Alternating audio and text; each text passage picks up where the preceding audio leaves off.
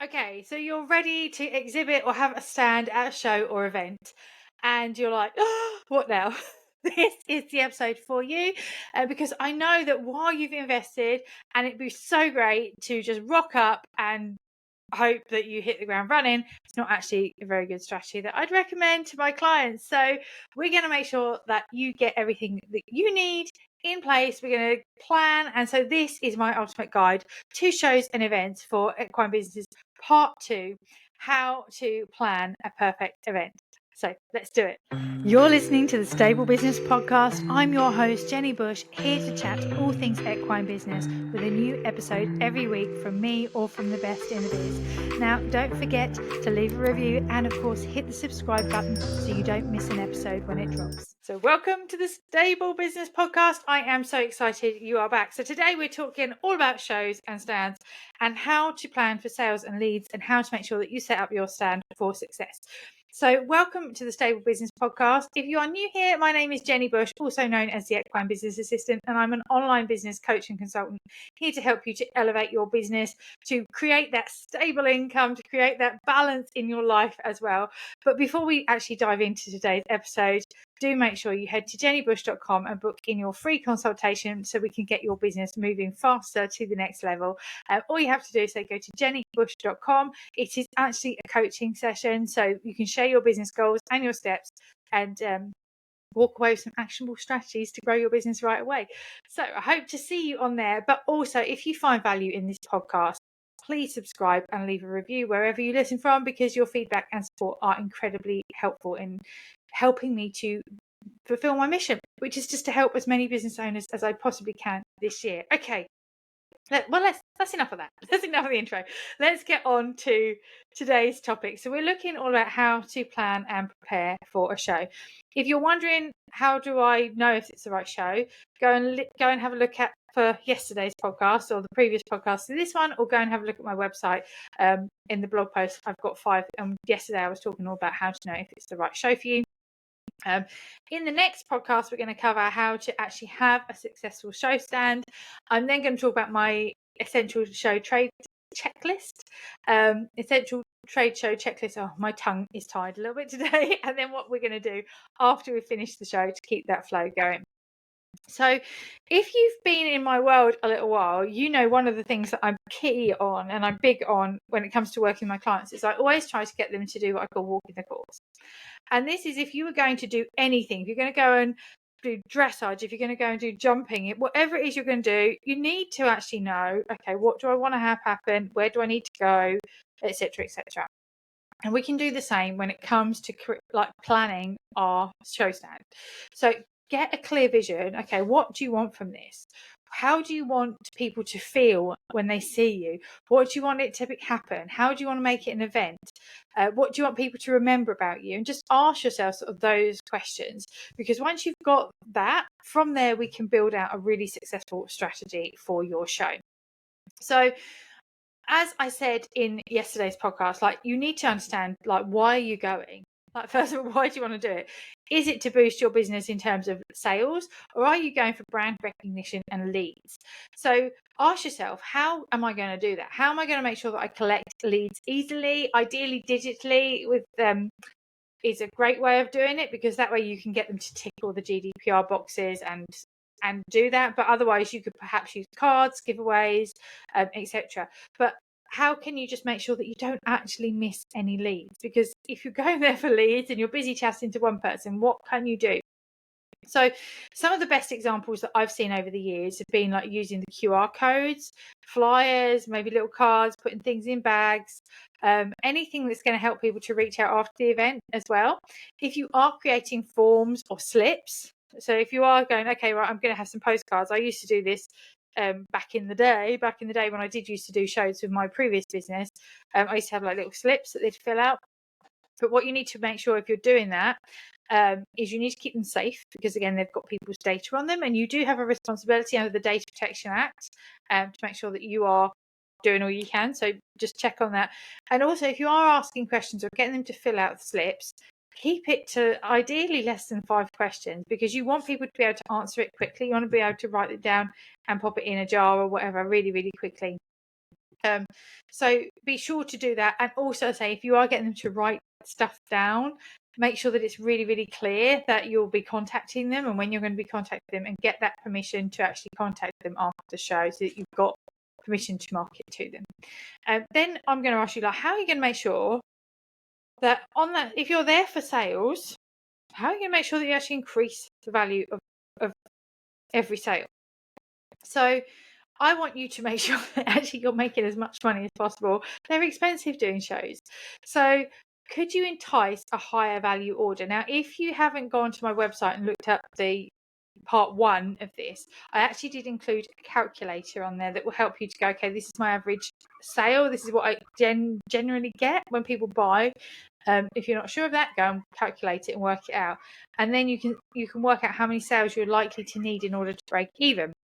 So how could you actually go, right, okay, I need people to be spending like 50 quid, 70 quid, £100. Like, what can I do to actually entice a slightly higher value order every single time?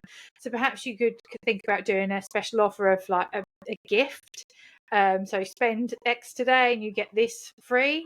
Perhaps you could do some bundles. So like, because you know that it's probably cheaper to actually put 2 things together and charge a bit more. Yeah, maybe you could try that.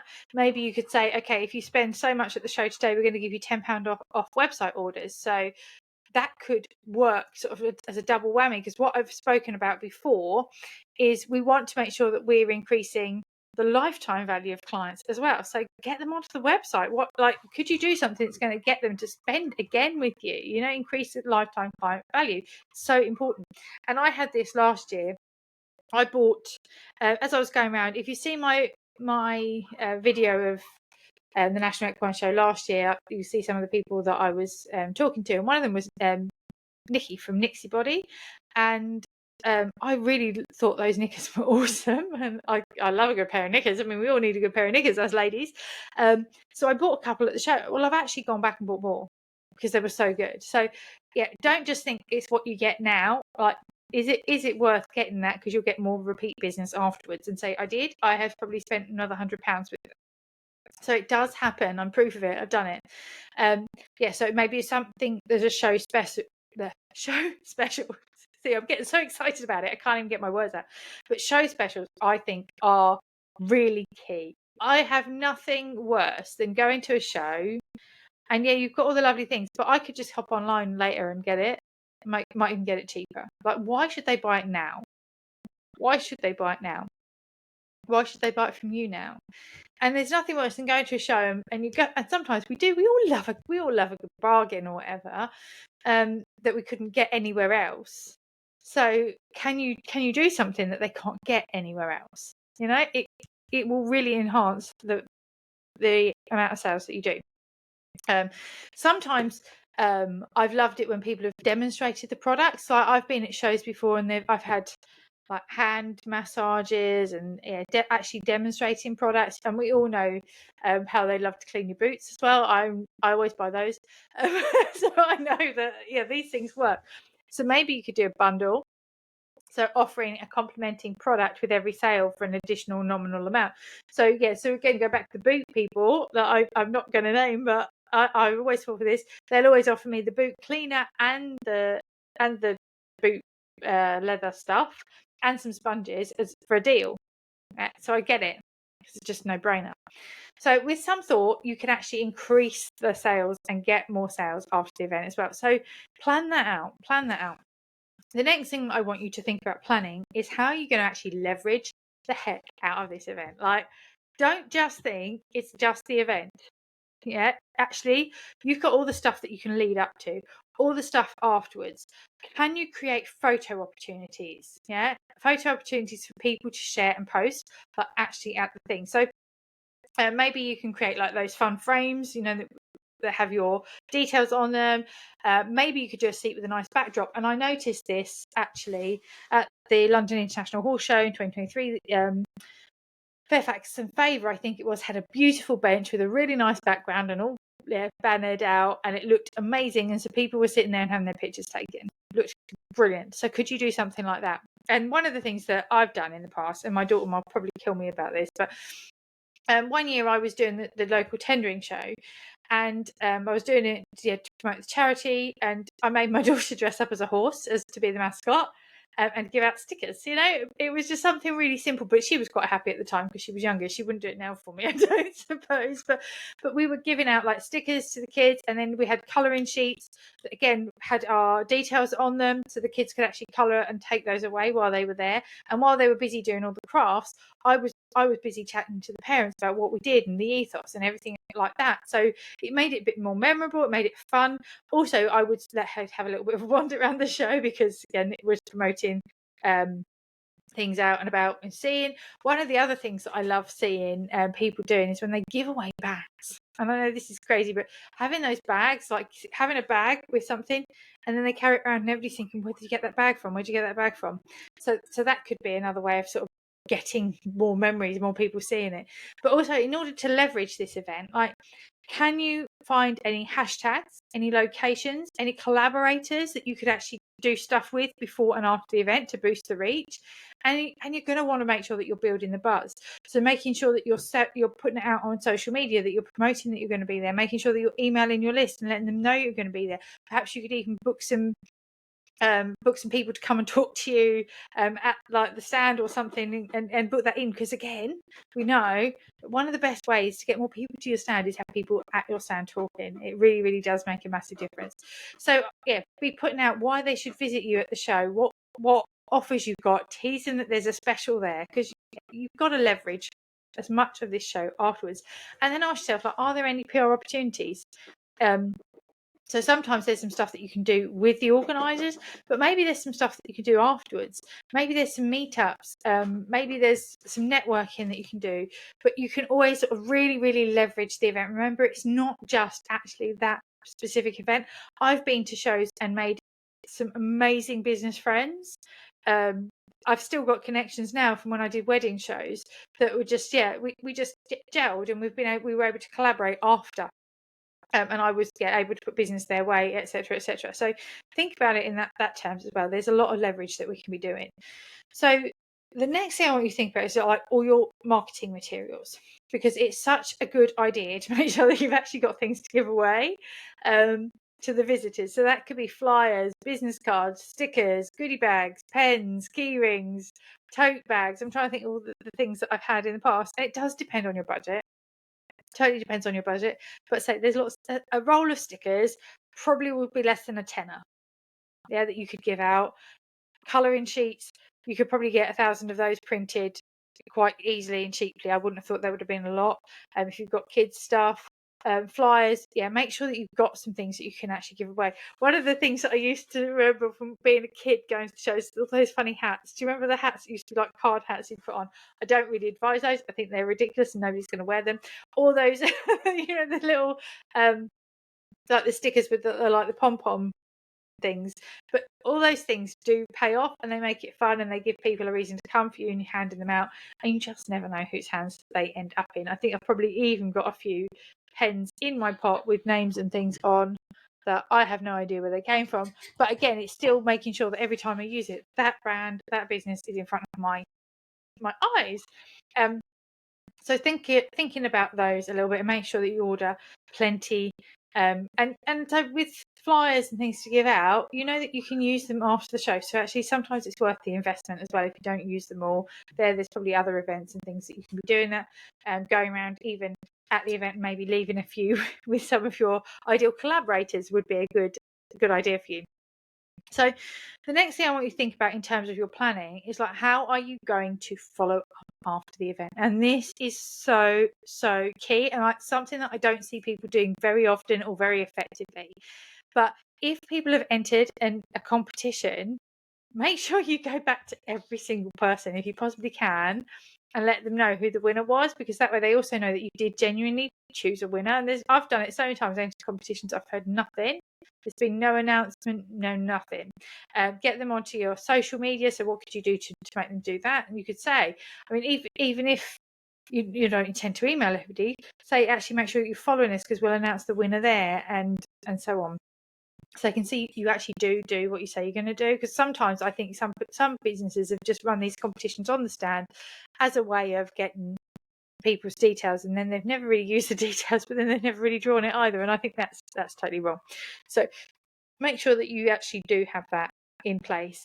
And you could have even like an email written up in advance, so that at the show you can just upload all the details and then get it to send, so you don't have to spend too much energy or time, because I know at the end of the show you're going to be quite tired and there's going to be lots of things to do. But do make sure, make sure that you've got the consent to actually lead, and make sure that was part of the deal, in order to enter, that they had to have that consent so that you could actually message them and let them know that they've won. And I do cover more of this in part 5, which is all about after the show, and we're on part 2 now, if anybody's just wondering whereabouts am I. You're on part 2. So now we're on to my favourite bit of shows. So I'm just going to take a sip of my coffee before it goes too cold from all my talking. So my favourite thing about shows is stand design. I absolutely love seeing all the different sorts of stands, seeing what works, seeing what doesn't. And there are some key do's and some key don'ts when it comes to just like designing your stand. The first thing that I would always say is lead with your business name, your brand name, your branding, and what you do. It should be really clear. It should be really clear. It should say, one, who you are. Yeah, so the brand name needs to be clear. And then it should be really clear what you do in a few succinct words. You know, people shouldn't have to ask what it is you're doing, what it is. They shouldn't have to work it out. And you shouldn't use any terms that are overly generic and trying to be clever. Yeah, this is not like, oh, I'm helping horses to live healthy, holistic lives, or I'm empowering riders to be happy, because what is that? You know, like, that doesn't say what you do. So be really, really clear. Does it say what I do? It doesn't need to be clever, doesn't need to be fancy, just needs to say what I do. So rather than saying, yeah, helping horses live healthy, holistic lives, it could be actually, well, I do herbal horse feed, nutrition. Clear what I do. So rather than saying something like, oh, building horse dreams of the future, you know, okay, what are you, My Little Pony? It could be, we start equine career journeys, you know, something that's just clearer. Or empowering riders with knowledge is something that I get a lot, and it's kind of like, no, nobody really, it's wishy-washy, it's too generic. So yeah, whereas actually if you say professional online rider training and education, makes it clearer, it's online, it's education, it's training, and you could be even more specific around your particular niche.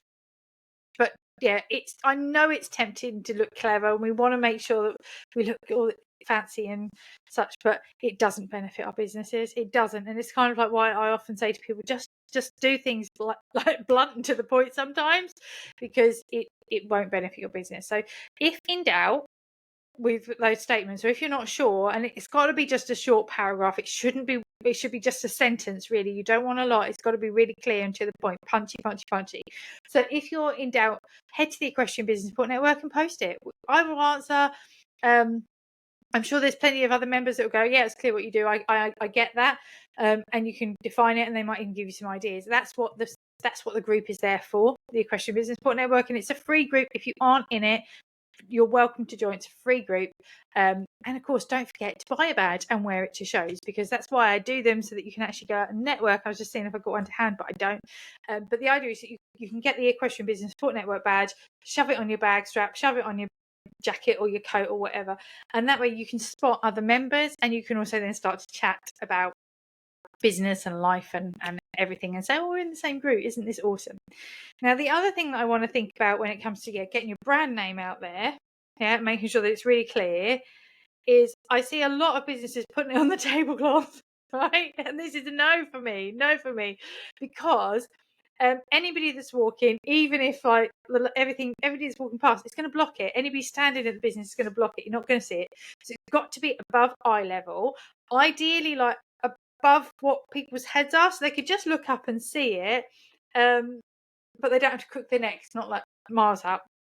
But just enough to go high above the crowd so that they can see you if you were really busy and lots of things were there. And of course, a lot of the times the exhibition centre will say, oh, but we include your name on the top.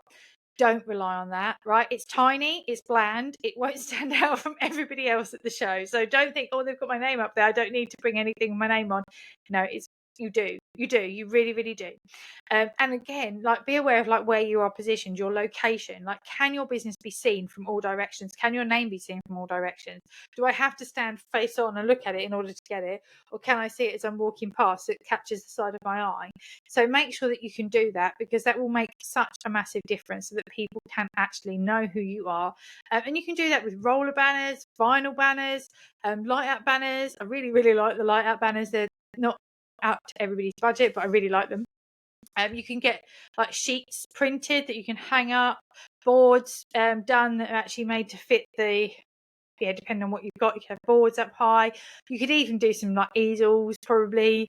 And there's lots of ways you can be inventive. Like, if you are on budget, there's lots of ways you can be inventive. Like, and you'll be surprised if you ask for things what people might have. Like, I've got a full PA system and light stands and all sorts of things from when I was gigging, but they would be useful if I was doing a show. I might go, okay, well, how could I use my light stand? And I could hang banners from it. I've also got banners that when I used to gig, I had 3 banners, all the same. No, actually, I lied. They weren't. They were they were slightly different. I've got one with my name up on the left side, one with my name up on the right side, and one with my name up across the top. And so what I would do, and then they were black with like gold sparkles, and then I'd put them in the background of me singing. So anybody that took pictures, anybody, whatever, they could see who I was clearly without me having to remind people or them having to ask people at the bar. It also had my website address on it so people could visit. And it gave me a nice consistent backdrop, and 3 banners will look really, really good even if you've got a small space, just so you know. And actually they're not very expensive, and I have ordered them from places like Solo Press for like, they're really, really affordable, and we can get them done in 24 hours. If you are doing banners, and I know it's really tempting, like if you've got that pop-up banner and you're like, yeah, I'm going to shove everything on it, can I say it's a banner? It's not a brochure. It's a banner, it's not a brochure. And I know it's so tempting to actually add all the details and everything that you want to say to a banner, but actually nobody's going to want to stand there and read it. I was already saying, nobody's going to want to stand there and read it. And your message will be much clearer if you keep as much text as possible off the banners. Keep them very to the point, simple.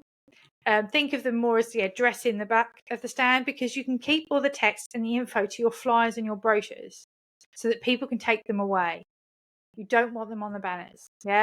It's not a museum, and they're not going to stand there reading the information. So don't overdo the graphics.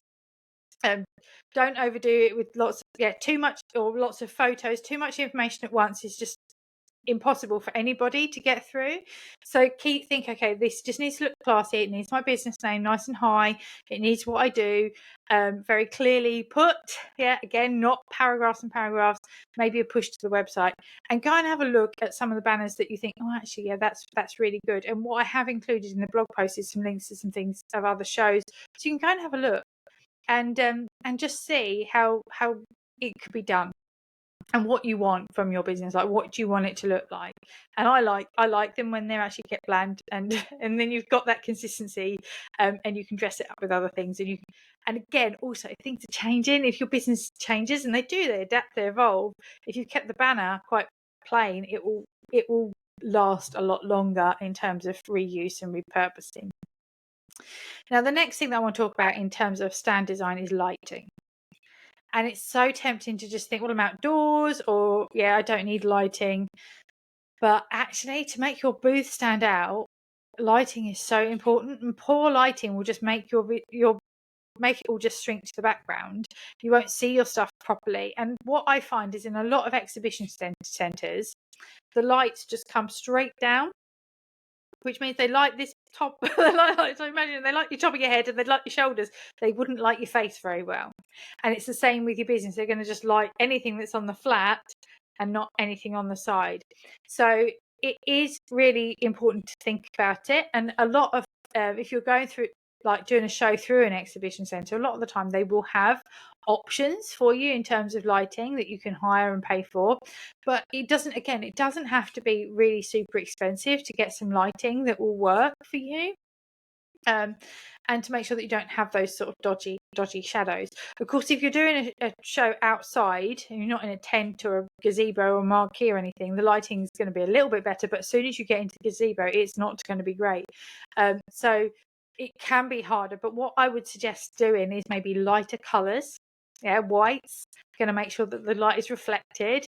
I used to have like some little reflective sort of mirror things, and they would then push the light back up towards things, and I'd put them down on the surface, and they'd reflect stuff back. But it could be as simple as like getting some little LED lamps. You can get LED lamps that you can clip onto things, and they're battery powered. So if you don't have electricity, but they will help to just light up things. They might light up your banner. You might get one of those backlit banners that say, I really, really like them, but they're quite expensive. You're looking a couple of £100. But you could just, I was thinking, because again, think outside the box a little bit.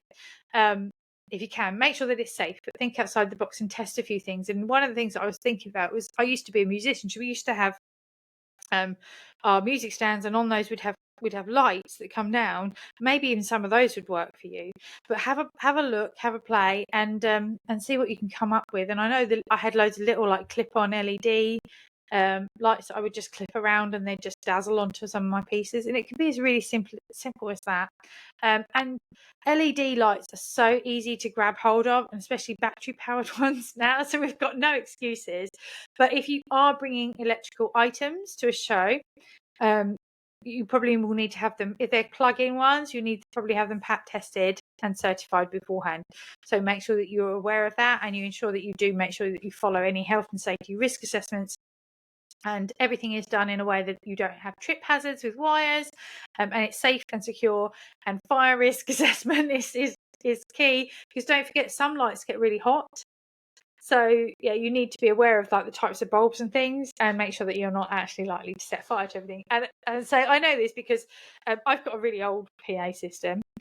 When I was gigging, because we're talking like the end of the 90s, I used to do a lot of gigging, and they're kind of like covered in this carpet, and I actually set them up somewhere, and they touched a light, and it's all burnt on the top of my PA system because of it. So yeah, just be aware that lights can do that.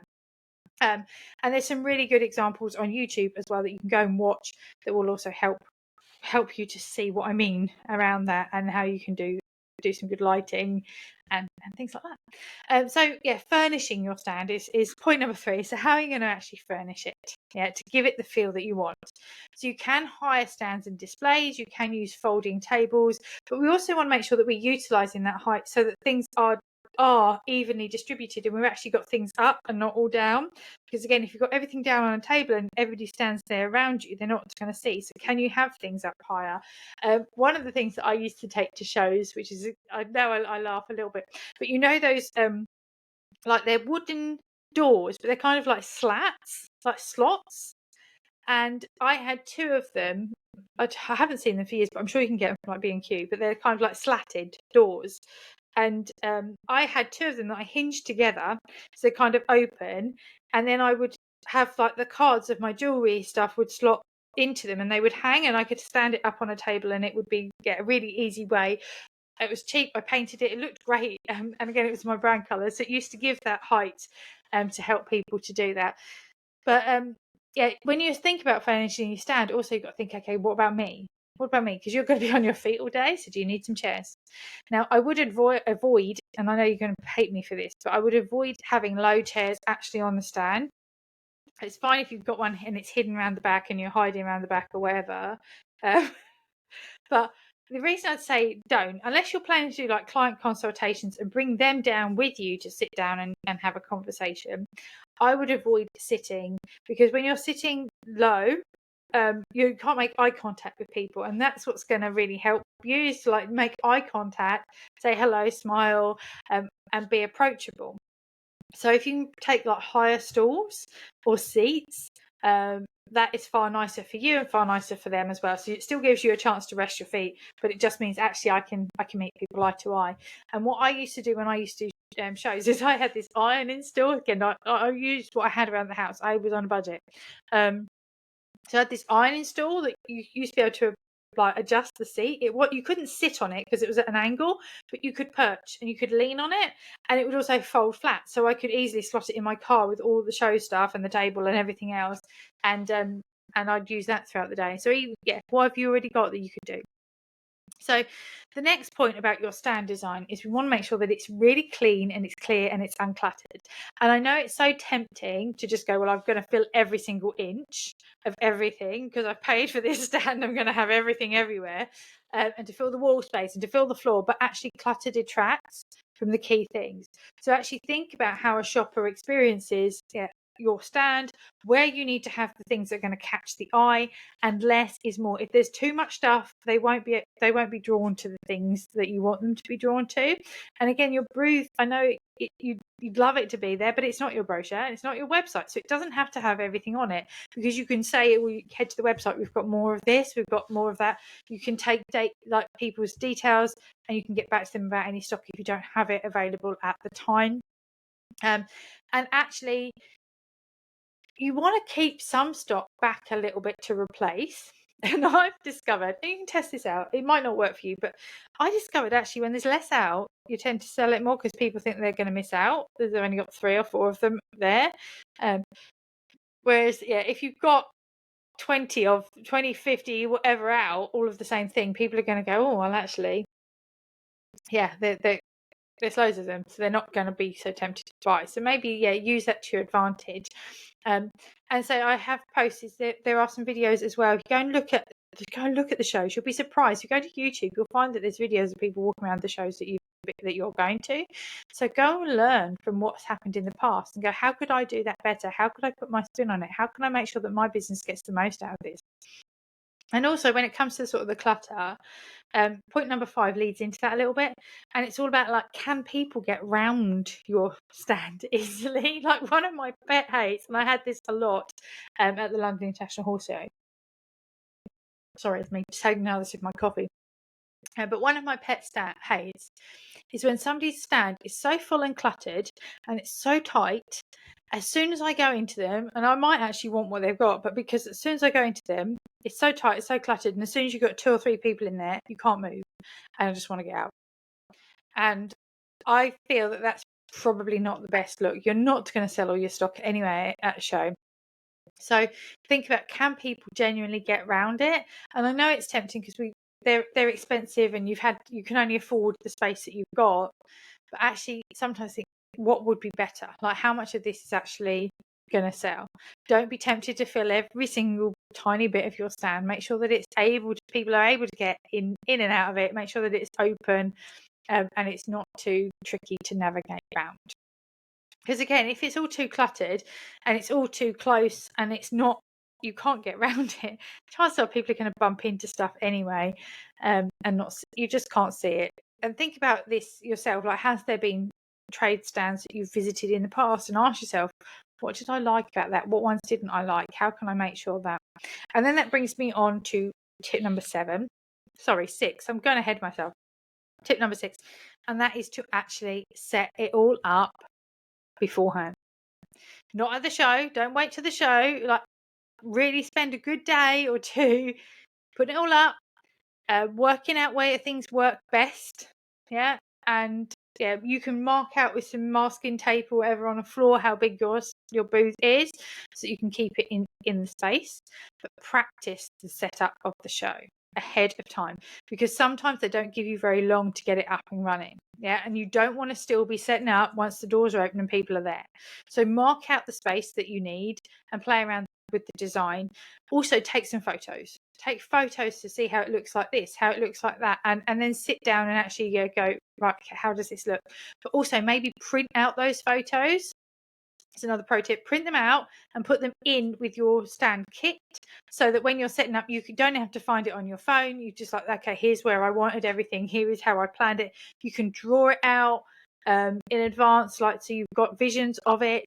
But you want to be making sure that you are doing the best that you can, and that you are adding the texture, you're adding the height, you're keeping it clear, you're keeping it uncluttered, you're making sure that people can get around on it.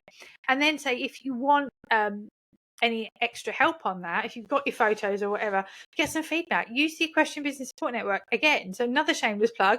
Use it. We've got members in there who are really experienced at doing shows and exhibiting, and I'm sure they'll gladly give you some constructive feedback and support on it to help you to do the best that you possibly can. because that's what I'm all about. That is the whole purpose of what I do. And of course, I've got a list of supplies of things that you'll need, and I've got a checklist. Although I did think I might need to add on sellotape and duct tape. I think you just never know.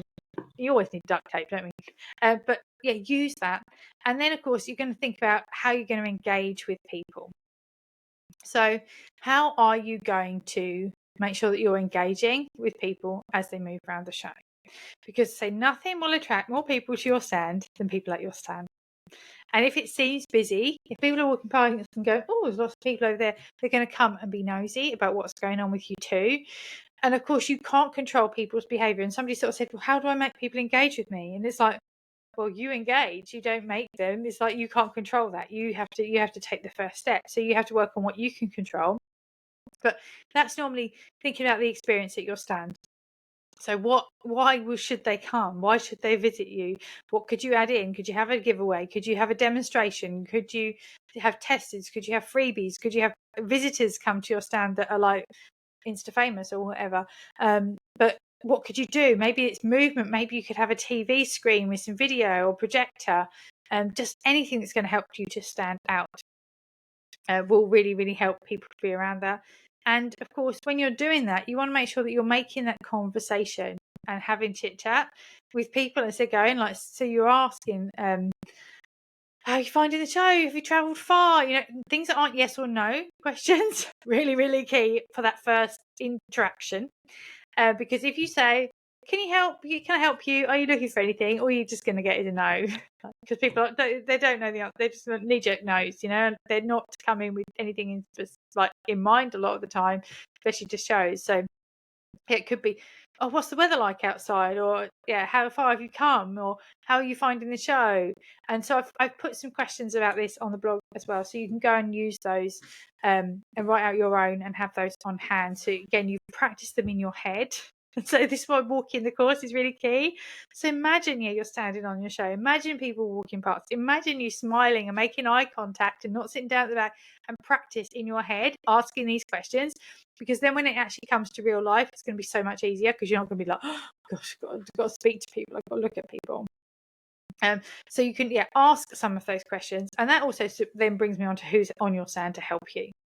Because you want to choose those people really, really wisely. They are your brand ambassadors at your show, and they need to be able to do the job well. And I know it sounds like really, really stupid and dumb a little bit, but can they actually say what you do? Are they keen on what you do? And are they chatty enough and confident enough to actually go and tell other people and talk about what you do? Because if they're not that way in their personality, they're probably not going to sell your stuff for you very well. And I'm sorry, but it is what it is. You've got to make sure that you choose the right people. And then you can help them out with a little bit more. So maybe write in advance some simple scripts that they can go away. They can read them in advance. They can learn what you want them to say. They can practice things. They can role play with their partners or their friends or whatever, just to get things ready. And so go and practice it. Say it over and over again. The more they say what you do, the easier it will just come out. Because you can't afford on the day for shyness and stuttering when it really matters.